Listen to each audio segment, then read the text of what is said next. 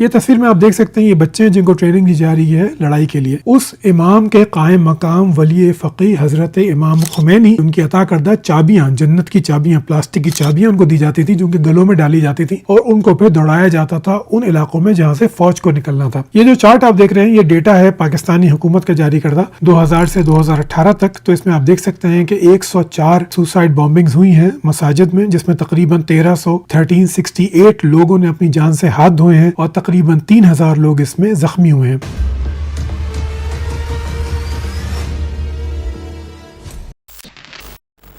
سلام دوستوں، امید ہے آپ سب لوگ بہت خیریت سے ہوں گے. تو آج میں بات کرنا چاہتا ہوں خودکش بمباروں پہ کہ خودکش بمباری کی روایت شروع کہاں سے ہوئی. کیا مذہب اس میں کوئی رول پلے کرتا تھا یا مذہب نے اس کو باقی چیزوں کی طرح بعد میں ہائی جیک کر لیا؟ اسی پہ بات کرتے ہیں. ویڈیو کے آخر تک میرے ساتھ بنے رہیے گا کیونکہ آخر میں آپ کو یہ بتاؤں گا کہ پاکستان میں کیا صورتحال ہے، کیا نمبرز ہیں مساجد پہ حملوں کی، اور پھر بات کریں گے کہ اس طریقہ کار کی جس سے خودکش بمبار بنائے جاتے ہیں. ہو سکتا ہے کہ آپ یہ سن لیں اور ایک خودکش بمبار کم ہو جائے ہمارے معاشرے میں. تو خودکش بمبار جو پہلا ریکارڈڈ انسیڈنٹ ہے وہ ہوتا ہے 1881 میں، جب زار الیگزینڈر دوم لڑائی کر رہا ہوتا ہے ایک ٹیررسٹ گروپ سے جس کو وہ لوگ ٹیررسٹ کہتے تھے، لیفٹ پیپلز ونگ. یہ ایک لیفٹ ونگ بائیں بازو کی جماعت تھی جو کہ زار کے خلاف لڑ رہی تھی. زار کے پاس اسلحہ زیادہ تھا، بلٹ پروف گاڑیاں تھیں جس میں وہ سفر کیا کرتا تھا. یہ گروپ پلان کرتا ہے زار کی جان لینے کا. حملہ کیا جاتا ہے لیکن بلٹ پروف گاڑی میں کوئی نقصان نہیں پہنچتا، لیکن زار گرمی سے حب سے گھبرا کے باہر آ جاتا ہے. اسی وقت ایک نوجوان جس کا نام آتا ہے اگنیٹی گرینویٹسکی، یہ بھاگتا ہوا جاتا ہے اور اس کے ہاتھ میں ایک بم ہوتا ہے جو وہ گراتا ہے زار کے قدموں میں. اپنی زندگی کو وہ قربان کر دیتا ہے زار کی زندگی لینے کے لیے. یہ پہلی سوسائڈ بامبنگ تھی جو کہ ہیومن ریکارڈڈ ہسٹری میں ہمارے پاس موجود ہے. یہ بات ہے 1881 کی. آج ہے 2026. آج سے اس وقت سے لے کے اب تک تقریباً 60,000 سے زیادہ لوگ ان خودکش حملوں میں جان سے ہار چکے ہیں 40 سے اوپر ملکوں میں. یہ جو شروع ہوئی تھی ایک چیز 1881 میں، آج اس نے پورے کرۂ ارض کو اپنی لپیٹ میں لے لیا ہے. پھر 1881 کے بعد کچھ ایسا نہیں ہوتا. پھر ہم آتے ہیں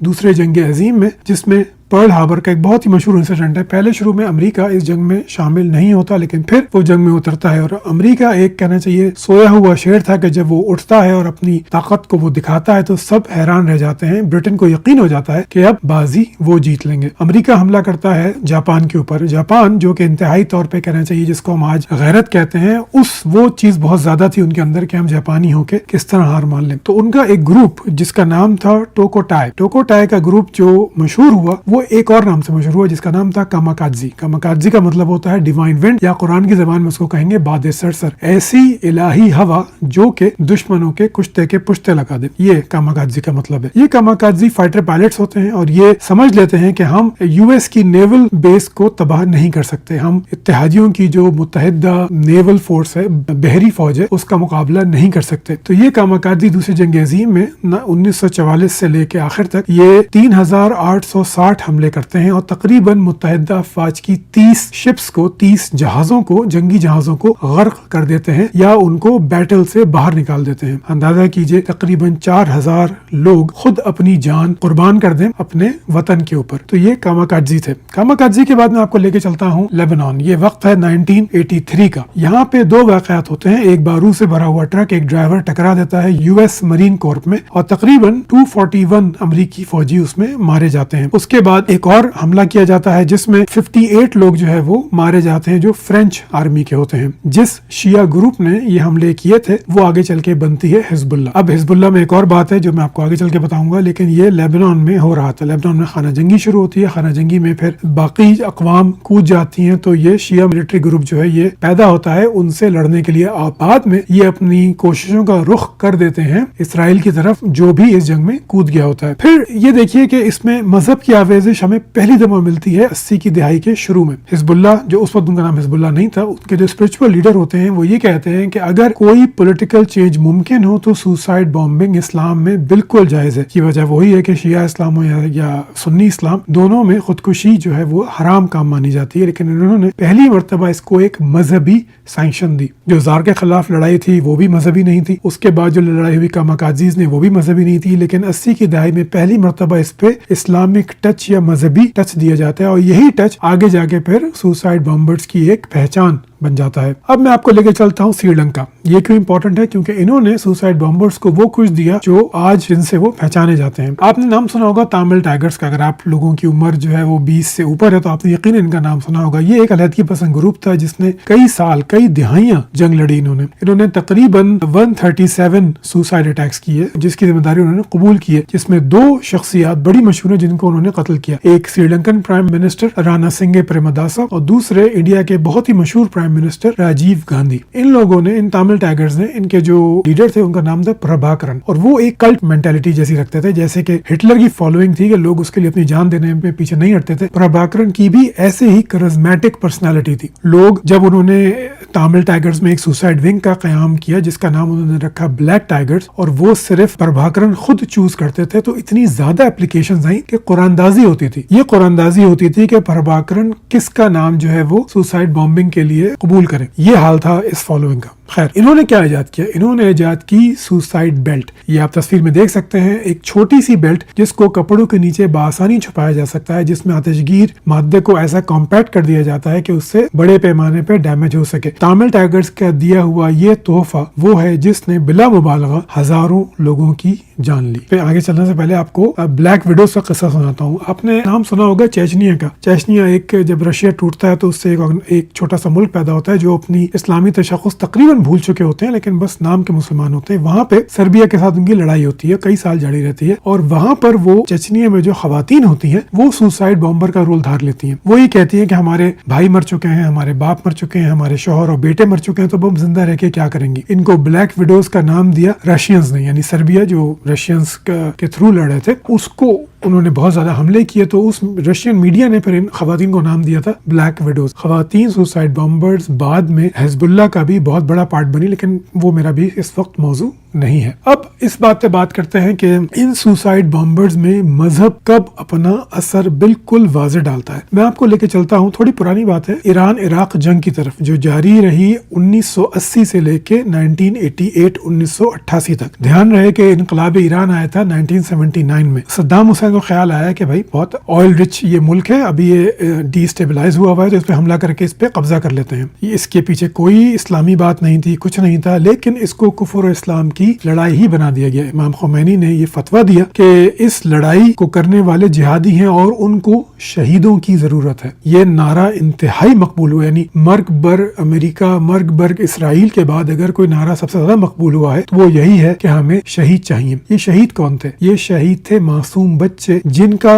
इस्तेमाल करके आपने ईरान ने ये जंग जीती। ये तल्ख बात है, लेकिन मैं इसको आपको तफसील से बताता हूँ। ये तस्वीर में आप देख सकते हैं, ये बच्चे हैं जिनको ट्रेनिंग दी जा रही है लड़ाई के लिए। इनका एक काम जो सबसे ज्यादा इन्होंने किया वो ये था कि जो बारूदी सुरंगें होती हैं उनका सुराग लगाना। होता ये था कि इन बच्चों की ब्रेन वॉशिंग होती थी, महीने तक उनको मस्जिद में रख के या कुछ हफ्ते उनको मस्जिद में रख के उनको ब्रेन वॉशिंग की जाती थी कि वो तो इमाम से मिलने जा रहे हैं, वो इमाम जो जन्नत में उनका इंतजार कर रहे हैं। उस इमाम के कायम मकाम वली फकीह हजरत इमाम खुमैनी की दुआ से, या कहना चाहिए उनकी अता करदा चाबियां, जन्नत की चाबियां, प्लास्टिक की चाबियां उनको दी जाती थी जो उनके गलों में डाली जाती थी, और उनको फिर दौड़ाया जाता था उन इलाकों में जहाँ से फौज को निकलना था। किस लिए? कि वहां पे अगर माइंस हैं तो पता चल जाए। उन बच्चों के जिस्म के परखच्चे उड़ते थे, टांगे, हाथ, मुंह जाए होते थे, अक्सरियत मर जाती थी और बाकी सिसक के जिंदगी गुजारती थी, सिर्फ इसलिए कि उनको एक मजहबी धोखा दिया गया कि ये शहादत का रास्ता है, शहादत मतलूब मकसूद मोमिन, न माल गनीमत न किश्वर कुशाई। यही पार्ट उनको भी पढ़ाया गया, यही बेवकूफाना बात उनको भी पढ़ाई गई। एक ख्याली जन्नत के लिए, एक ख्याली इमाम के लिए, सिर्फ इसलिए कि एक जंग जीती जा सके। और ये स्ट्रैटेजी इतनी ज्यादा कामयाब थी कि ईरान इराक जंग के शुरू में थोड़े अरसे में इमाम खुमैनी तर लेकर रहे थे कि जंग रोक दो, सद्दाम हुसैन नहीं मान रहा था। 85 के बाद बाजी पलटती है और अब सद्दाम हुसैन कह रहा है कि भाई जंग रोक दो, इमाम खुमैनी नहीं मान रहे। अगर इमाम खुमैनी के जनरल्स उन्हें मजबूर ना करते तो वो कभी भी नहीं मानते, चाहे कितनी भी लोग कत्ल हो जाएं, कितने भी अफराद इस दुनिया से चले जाएं, मईशत को कितना भी नुकसान हो। अंदाजन 25 से 30 लाख अफराद ईरान ने खोए हैं मौत के जरिए। ہوتی ہے اس جنگ میں، لیکن جب مذہبی جنونیت ہوتی ہے تو وہ پھر ریشنلٹی کو، انسان دوستی کو نہیں دیکھتی. انسان اس کے لیے صرف ایک ٹول ہوتے ہیں اپنا بڑا مقصد حاصل کرنے کے لیے، جو تقریباً تمام کا تمام جھوٹ پر مبنی ہوتا ہے اور ایک خیالی جنت کے اوپر مبنی ہوتا ہے. یہ جو آپ تصویر دیکھ رہے ہیں یہ ایک نوجوان ہے جو بہت ہی مشہور ہے. ہوا یہ تھا کہ ایک جنگ میں یہ نوجوان جنگ میں جاتا ہے. یہ وہی ہیں امام خمینی کے بعد جو بچے بھی جنگ میں نکلتے ہیں. اس کی عمر ہوتی ہے صرف 13 سال. ایرانی بٹالین کو روکنا ناممکن ہوتا جا رہا تھا. یہ نوجوان بم اٹھاتا ہے اپنے اوپر اور جا کے ایک ٹینک سے ٹکرا جاتا ہے اور اپنی جان دے دیتا ہے. یہ جو بیٹل ہے اس کی قربانی کی وجہ سے ایرانی فوج پھر جیت لیتی ہے. اس کو بہت زیادہ بڑھایا جاتا ہے. آج بھی اس کے بینرز لگتے ہیں. یہ تصویر میں آپ اس کا مزار دیکھ رہے ہیں جس پہ ٹینک لگا ہوا ہے. یہ وہی اسی ٹینک کی شبیہ ہے جس کو اس نے تباہ کیا ہوتا ہے. اور ایسے ہزاروں ہیں. اگر آپ پڑھنا چاہیں تو یہ ایک کتاب ہے خمینیز فارگوٹن سنز. کی تصویر آپ دیکھ سکتے ہیں، the story of Iran's boy soldiers. یہ اس مصنف نے، تھوڑی پرانی کتاب ہے، اس مصنف نے ایران عراق میں جو بچے مارے گئے ہیں ان کی اور کس طرح ان کی برین واشنگ کی گئی، کس طرح کو استعمال کیا گیا، اس کے بارے میں مکمل معلومات ہے. اب یہ جو آپ تصویر دیکھ رہے ہیں یہ 18 سالہ نوجوان ہے جس کا نام تھا احمد قصیر. اس کی موت کے دن کو حزب اللہ آج یوم شہادت مناتی ہے. یہ کیا ہوا تھا کہ اس نے ایک بارود سے بڑی ہوئی گاڑی ٹکرا دی تھی ایک اسرائیلی کانوائے سے اور 74 اسرائیلی فوجی جو ہے اس میں مارے گئے تھے. یہ آج بھی یوم شہادت منایا جاتا ہے اس نوجوان کی قربانی پہ. اس کی عمر کتنی تھی؟ صرف 18 سال. ابھی بالغ ہوا ہی تھا کہ ایک مذہبی آئیڈیالوجی نے اس سے اس کی زندگی چھین لی. اب آتے ہیں پاکستان کی طرف. پاکستان میں ابھی تک 2000 سے 2018 یا کہنا چاہیے 2020 تک اندازاً 50,000 لوگ سوسائڈ بامبنگ، خودکش حملوں میں مارے جا چکے ہیں. اس کا جو مالی تخمینہ ہے وہ IMF اور ورلڈ بینک کے حساب سے اندازاً $67 بلین ہے، یعنی تقریباً $70 بلین کے قریب جو اپنی اکانومی ہے اس کا نقصان برداشت کیا ہے ان سوسائڈ بامبنگز کی وجہ سے. اب میں آپ کو چند اعداد و شمار دکھاتا ہوں مساجد میں بامبنگ کی. مسجد میں بامب کیوں کوئی پھوڑتا ہے؟ مسجد میں بامب اس لیے پھوڑا جاتا ہے کہ آپ یہ مان لیتے ہیں کہ آپ واحد سچے دین کے، واحد سچے فرقے کے، واحد سچائی کے علمبردار گروپ کا حصہ ہیں، اور چونکہ آپ اس گروپ کا حصہ ہیں تو خدا اپنی مرضی آپ کے تھرو پوری کرے گا اور اس کو آپ کا خون چاہیے. یہ جو چارٹ آپ دیکھ رہے ہیں یہ ڈیٹا ہے پاکستانی حکومت کا جاری کردہ 2000 سے 2018 تک. تو اس میں آپ دیکھ سکتے ہیں کہ 104 سوسائڈ بامبنگز ہوئی ہیں مساجد میں، جس میں تقریباً 1368 لوگوں نے اپنی جان سے ہاتھ دھوئے ہیں اور تقریباً 3000 لوگ اس میں زخمی ہوئے ہیں. مالی نقصان کا تخمینہ نہیں ہے، یہ صرف جانی نقصان ہے، یعنی کہ 104 حملوں میں تقریباً 1300 سے 1500 افراد اپنی جان سے گئے اور 3000 کے قریب زخمی ہوئے. اور یہ محتاط اندازہ ہے. گورنمنٹ نے یہ رپورٹ مرتب کی تھی بین الاقوامی دباؤ کی وجہ سے، تو اس میں نمبرز کو کم رکھا گیا ہے کہ ہماری زیادہ بے عزتی نہ ہو، تھوڑی سی بے عزتی ہو. تو یہ نمبر، اصل نمبر شاید مرنے والوں کا 5000 کے آس پاس ہے، لیکن یہ مصدقہ نہیں ہے، اس لیے میں آپ کو صرف یہی دکھا رہا ہوں. اب بات کریں گے اس پہ کہ سوسائڈ بامبرز بنائے کیسے جاتے ہیں. پہلی بات تو یہ کہ سوسائڈ بامبر کبھی بھی میرے اور آپ جیسے پڑھ لکھے لوگ نہیں ہوتے. یہ وہ لوگ ہوتے ہیں جو معاشرے سے دھتکارے ہوئے ہوتے ہیں، جو ظلم سہے ہوئے ہوتے ہیں، جو بھوک برداشت کیے ہوئے ہوتے ہیں. یہ معاشرے کے ان طبقات سے لوگ آتے ہیں جو کسی نہ کسی محرومی کا شکار ہوتے ہیں. ان میں شدید غصہ ہوتا ہے، ان کی شناخت نہیں ہوتی. بے روزگاری، ذلت، ناانصافی کے ناسور ان کی روح تک کو زخمی کر چکے ہوتے ہیں. ان لوگوں کو آپ لیتے ہیں، یہ مذہبی لوگ اب لیتے ہیں ان کو، اور پھر ان کی برین واشنگ کرتے ہیں. یعنی آپ نے ایک بیمار ذہن کو لیا جو شدید غم و غصے میں بھرا ہوا ہے، وہ اپنی ساتھ جو ہوا ہے، ظلم ہوا ہے، ناانصافی ہوئی ہے، اس کا وہ کسی کی کو بلیم دینا چاہتا ہے. وہ اپنی کوئی شناخت چاہتا ہے، وہ چاہتا ہے کہ اس کے لیے کوئی ایسی چیز ہو جس سے اس کا نام امر ہو جائے، جس سے اس کے گھر والوں کو کے سر فخر سے بلند ہو جائے، جس سے شاید اس کے بیمار باپ کو دوائی مل جائے، بہنوں کو چھت مل جائے، بھائی کو نوکری مل جائے، وغیرہ وغیرہ. یہ وہ محروم لوگ ہوتے ہیں جن کو لیا جاتا ہے، ان کی شناخت نہیں ہوتی. پھر ان کے ساتھ وہی پرانا جھوٹ بولا جاتا ہے جو اصل میں ہوتا ہے آدھا سچ. چاہے یہ پولیٹیکل آئیڈیالوجی ہو یا یہ ریلیجس آئیڈیالوجی ہو، اس میں ہمیشہ آدھا سچ بتایا جاتا ہے. صرف یہ بتایا جاتا ہے دیکھو قرآن میں لکھا ہے کہ آپ کو کافروں سے لڑائی کرنی ہے، گیتا میں لکھا ہے کہ آپ کو مسلمانوں کو نیست و نابود کرنا ہے، آپ کی وطن سے محبت، اس بات کی ضرورت ہے آپ کو کہ آپ اپنی جان دیں. یاد رکھیے آدھا سچ مکمل جھوٹ سے زیادہ خطرناک ہوتا ہے. ان کو یہی بات سکھا کے ان سے اطاعت لی جاتی ہے. یعنی ایک آپ نے لی جن کے پاس شناخت نہیں ہے، پھر آپ نے ان کو بتایا ہے کہ وہ کتنے بڑے مقصد کے لیے حصہ بنے ہیں کہ ایک آرگنائزیشن کا، اس کے بعد اس آدھے سچ کو کنورٹ کیا جاتا ہے مکمل غیر مشروط اطاعت میں۔ تیسرا اسٹیپ یہ ہوتا ہے کہ ان کو پھر آئسولیٹ کر دیا جاتا ہے، یعنی یہ بتایا جاتا ہے کہ تم اس فرقے میں اب آ گئے ہو، اب سب سے زیادہ تمہارے سنسیئر وہ لوگ ہیں جو تمہارے ہم آہنگ جن کے خیالات تم سے ہیں، نہ تمہارے ماں باپ تم سے سنسیئر ہیں، نہ تمہارے اساتذہ تم سے سنسیئر ہیں، نہ تمہارے گھر والے تم سے سنسیئر ہیں، صرف اس کلٹ کا، اس آرگنائزیشن کا لیڈر سب سے زیادہ سینئر ہے۔ وہ مثالیں دیتے ہیں اسلام جب آیا تھا کہ دیکھو کیسا بھائی بھائی بنا دیا تھا انصار کو اور مہاجرین کو، کیسے وہ بھائی بن گئے تھے، یہ بھائی دین کے رشتے سے بنے ہوئے تھے اور ان کی قیمت خون سے زیادہ تھی۔ کیا تم نہیں جانتے کہ کتنے صحابہ نے اپنے ہی چچاؤں کو، اپنے ہی بھائیوں کو قتل کیا؟ کیا تم نہیں جانتے کہ فلاں صحابی نے اپنے ہی باپ کو قتل کر دیا؟ کیا تم نہیں جانتے کہ عبداللہ ابن ابی جو سردار منافقین تھا مدینے میں، اس کو قتل کرنے کی اجازت ان کے اپنے بیٹے نے مانگی؟ تو اصل رشتہ تمہارا